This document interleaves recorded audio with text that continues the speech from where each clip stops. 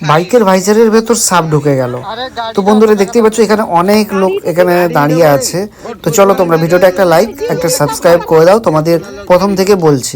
তখন দুপুর টাইমে আমি ভাত খেতে বসেছি, তখন হঠাৎ আমার বন্ধু আমাকে কল দিয়ে বলে কি তাড়াতাড়ি আয়, আমার বাইকের ভাইজারের ভেতর সাপ ঢুকে গেছে।